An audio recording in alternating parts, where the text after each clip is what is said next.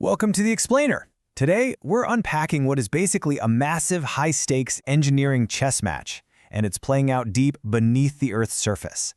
We are looking at a head-to-head clash between the absolute bleeding edge of America's bunker-busting technology and Iran's two-decade-long strategy of just digging deeper. So let's dive right into this, because what we're actually watching unfold is a raw, fundamental test of physics, military engineering, and pure geopolitical willpower. All right, I want you to start by just visualizing a number in your head. 330 feet. That's over 100 meters. According to satellite photos and reporting over at the Wall Street Journal, that is the estimated depth of a newly discovered Iranian facility known as Pickaxe Mountain. To put that into perspective, we're talking about a massive complex carved out strictly beneath 330 feet of solid bedrock. And that staggering depth brings us right to the central mystery of this explainer. Honestly, it's the core question military planners are asking right now. Is anything buried underground actually safe anymore? See, for years, the Iranian strategy rested on one very basic assumption: bury it deep enough and nothing can touch it. But lately, that assumption has been put to the ultimate test in live combat against some of the most capable, devastating weapons America has ever built. So who's actually winning this underground arms race? Section 1. Deeper than ever before. Okay, so let's look at the current situation at Pickaxe Mountain, because the timeline here is critical. Sometime last autumn, Iran quietly transferred thousands of uranium enrichment centrifuges right into this new complex. And remember, this site is significantly deeper than their famous Fordo facility. Now, the IAEA is actively demanding answers about what's going on down there, but Iran maintains it's simply a centrifuge production and assembly plant, absolutely denying any nuclear activity. But this specific depth is a huge deal. It theoretically defies the reach of current U.S. bunker busters, which is exactly why President Trump issued a very public threat to strike the complex if necessary. Section 2. America's ultimate bunker busters. Now we have to talk about the hammer in this conflict. The sheer kinetic power of these American weapons is just mind-blowing. Let's look at the GBU-57 massive ordnance penetrator. This thing weighs a massive 30,000 pounds, and that includes a 6,000-pound explosive warhead. It doesn't just create a giant surface blast. Instead, it uses a hardened steel casing and pure kinetic energy to literally punch through up to 200 feet of rock or 60 meters of earth.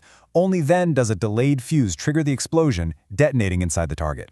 It's guided by GPS and inertial navigation, so it can't be jammed, and it is so incredibly heavy that it's carried exclusively by the B-2 Spirit stealth bomber. And things have been escalating incredibly fast. Just look at the timeline. Back in June 2025, during Operation Midnight Hammer, B-2 bombers dropped 14 of those massive GBU-57s on Fordo and Natanz. Then the underground conflict expanded way beyond just nuclear sites to target vast ballistic missile networks.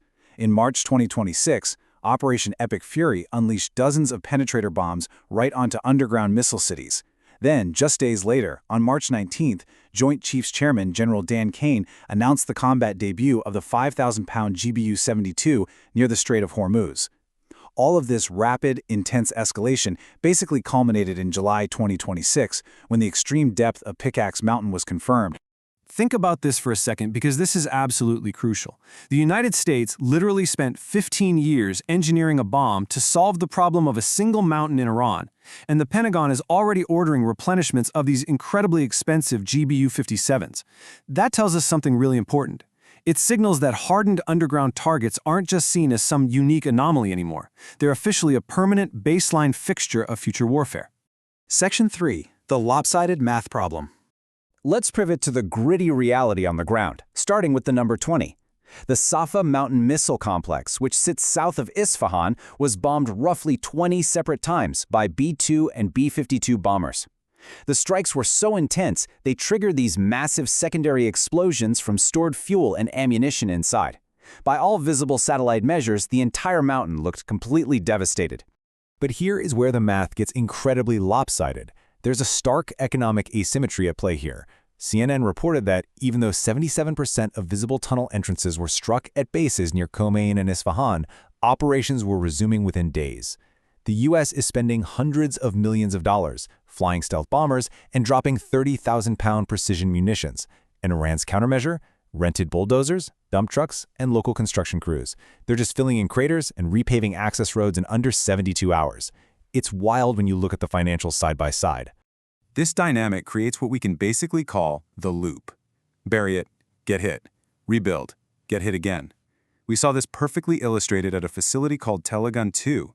It got struck by Israel in 2024, hit again in 2025, and then pounded by US B-2 bombers in early 2026. That is 3 times, across 3 years, by 2 different air forces, and Iran just rebuilt key parts of it every single time. It really goes to show that national persistence, just sheer willpower and a lot of concrete, can sometimes be just as effective as structural depth. And you really can't ignore the human element of this loop. There was a quote from a local resident living near Safa Mountain who described watching their mountain get bombed almost every single night. But then they'd wake up the next morning and see missiles launching right out of the exact same smoking mountain.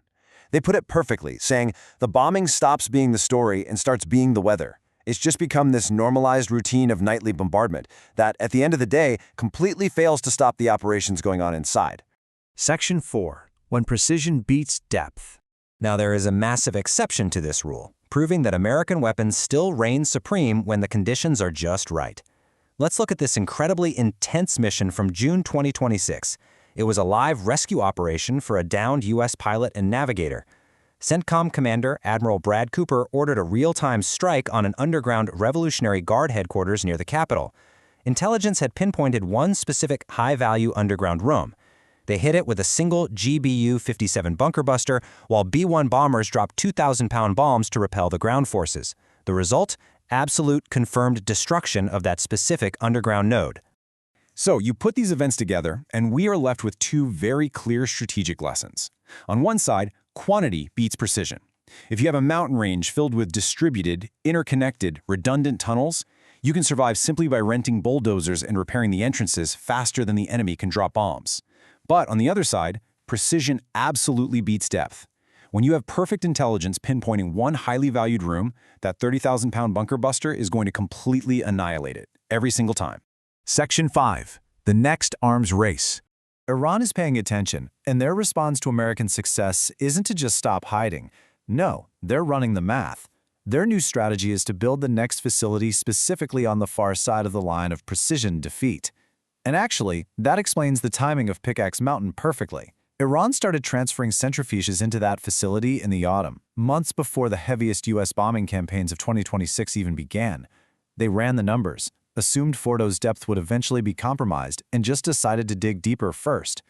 Of course, we have to ground all of this in reality, because this underground conflict is tied to a very volatile above-ground war. Just looking at the broader context, we've recently seen 13 consecutive nights of strikes, increasingly focusing on those harder-to-rebuild command and control nodes. And there's a very real human cost to this, with casualties reported in Khuzestan province near Avaz. Geopolitically, the chessboard is expanding rapidly toward British airbases and Houthi activity in the Red Sea. And right in the middle of all this chaos, Iran just rejected a ceasefire proposal brought by the Iraqi Prime Minister. So, why reject a ceasefire? Well, it's pretty simple. Depth buys time. Without forcing concessions at the negotiating table, it's a highly rational bet. If leadership in Tehran genuinely believes that Pickaxe Mountain sits safely below the reach of the current U.S. arsenal, they have absolutely zero incentive to negotiate away their missile or nuclear programs. And they are definitely not being subtle about this bet. I mean, just look at the name. Pickaxe Mountain is incredibly telling. As the reporting pointed out, it's a mountain named essentially for the tool it would take to dig it out by hand, because no aircraft currently in service is confirmed to be able to reach it. It is a direct, defiant signal to American planners. Iran firmly believes they've dug beneath the reach of current engineering. Which brings us to our final slide, and the massive question I want to leave you with today. If Pickaxe Mountain truly sits beyond the reach of a 30,000-pound American bomb, has Iran finally found the winning depth? Or does the United States' next 15-year weapons development program already have its target? The underground loop of escalation just keeps spinning, and the math keeps changing. Thank you so much for joining me for this explainer, and as always, keep learning.